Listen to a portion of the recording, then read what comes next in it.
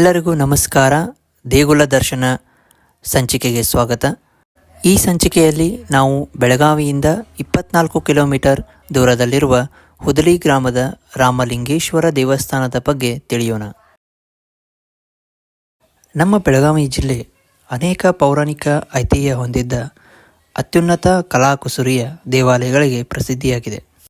ಬೆಳಗಾವಿ ಹಿಡ್ಕಲ್ ಮಾರ್ಗದಲ್ಲಿರುವ ಹುದಲಿ ಗ್ರಾಮದಲ್ಲಿರುವ ರಾಮಲಿಂಗೇಶ್ವರ ದೇವಾಲಯದ ವಾಸ್ತುಶಿಲ್ಪ ಕಲ್ಯಾಣ ಚಾಲುಕ್ಯರ ಕಾಲದ್ದೆಂದು ಊಹಿಸಲಾಗಿದೆ.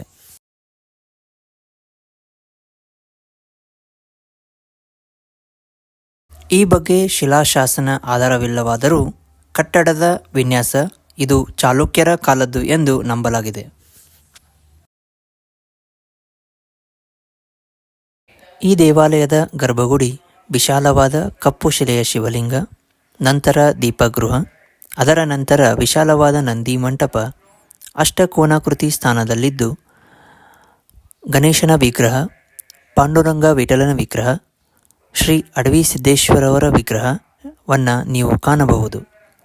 ಮಧ್ಯದಲ್ಲಿ ವೃತ್ತಾಕಾರದ ಶಿಲಾಚಕ್ರಗಳುಳ್ಳ ಕಂಬಗಳ ಮೇಲೆ ವಿವಿಧ ಕುಸುರಿನ ಮೇಲ್ಛಾವಣಿ ಹೊಂದಿದ್ದ ದೇವಸ್ಥಾನ ಕದಂಬ ನಗರ ಶೈಲಿಯಲ್ಲಿ ದೇವಸ್ಥಾನದ ಎದುರುಗಿನ ದೀಪಸ್ತಂಭದ ಶಿಲ್ಪಕಲಾ ರಚನೆಯು ಅತ್ಯಂತ ಮನಮೋಹಕವಾಗಿದೆ.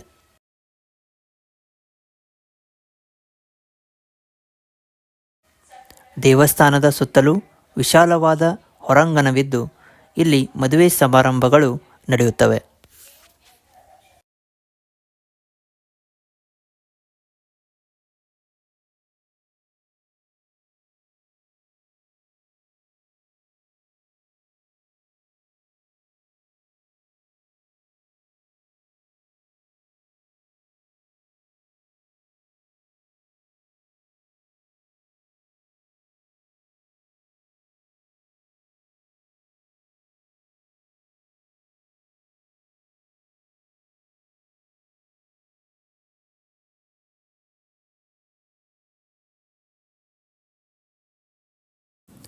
ಧನ್ಯವಾದಗಳು.